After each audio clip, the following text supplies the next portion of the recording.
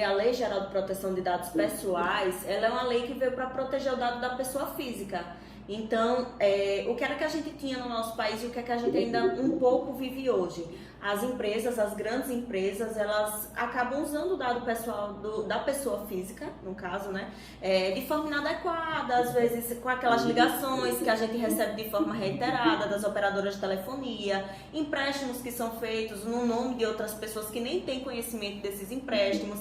Então, percebendo isso, aí veio a Lei Geral de Proteção de Dados para que esses dados sejam utilizados de forma ética, né? O que a Lei Geral de Proteção de Dados veio trazer para o nosso país não é a impossibilidade do dado pessoal ser utilizado, mas sim que ele seja tratado de forma ética, de forma respeitosa e que o titular de dados pessoais, ou seja, a pessoa física, ela tenha noção do que está acontecendo com a informação dela, que é o nosso bem mais valioso. Às vezes o empresário, o empreendedor, ele se pergunta, poxa, eu tenho que proteger o dado do meu cliente, mas eu trabalho com pessoa jurídica, vamos supor, eu presto serviço para uma pessoa jurídica. Isso é muito comum, às vezes, em oficina mecânica.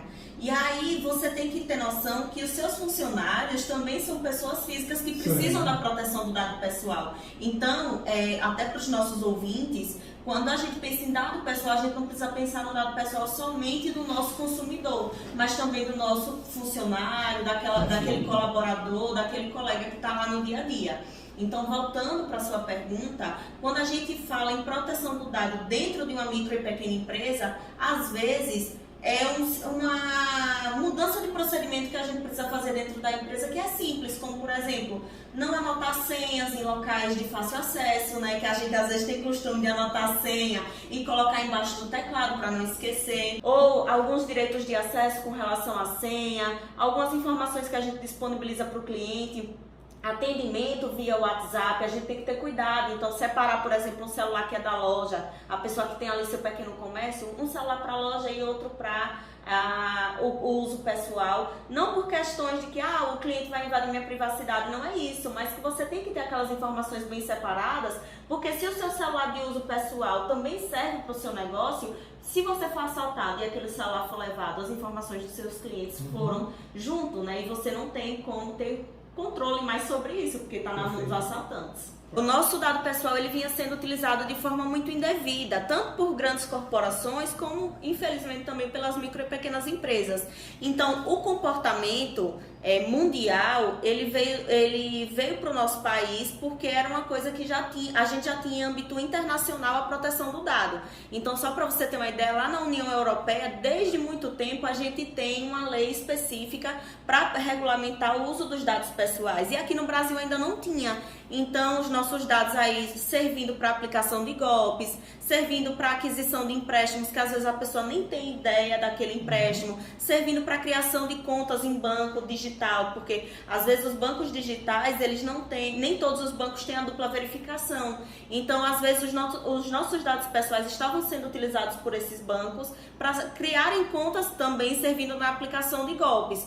Então, o dado pessoal ele veio sendo utilizado como o maior ativo das empresas, mas também o nosso maior risco, porque em contrapartida dele servir muito para a empresa, ele estava sendo ali utilizado para cometer crimes, para cometer situações que acabavam prejudicando muitas vezes o patrimônio da pessoa física. Então a LGPD ela veio para resguardar isso, para que os dados sejam utilizados de forma ética e para que o cidadão ele saiba o que está acontecendo com a informação dele, né, que é o principal foco. É estar no chão de fábrica, é compreender como é que aquela empresa trabalha, saber qual é a máquina que move ali aquele negócio, entender como é realizado um atendimento, como é realizado um pós-venda, como é que a gente faz quando o cliente está com problema, quando o cliente precisa de um suporte. Então, tudo isso para compreender como é que as informações são utilizadas. Também é importante a gente saber quais são as informações que precisam ser coletadas, porque não é toda informação que é necessária. Porque quando a gente coleta uma informação que não é necessária, essa informação ela se torna um risco. Então, a Autoridade Nacional de Proteção de Dados ela está aí de olho em quem está cumprindo a LGPD e de olho também em quem está coletando informações demais. Lá pela LGPD, direito de acesso, direito de correção da informação dele. Então, até mesmo para saber se o dado dele vazou ou não, ele vai perguntar para a empresa: olha, eu fiz um cadastro aí e depois uma informação foi vazada. Eu quero saber o que vocês têm a meu respeito e se houve algum incidente de segurança, que é o vazamento de dados.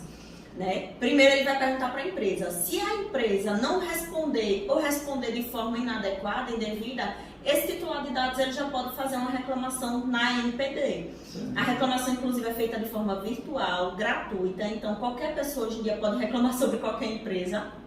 E aí ele vai fazer essa denúncia na ANPD. E aí a ANPD vai voltar para a empresa e questionar, olha, eu quero saber se nesse período aqui você teve algum incidente de segurança, porque tem um titular questionando essa situação.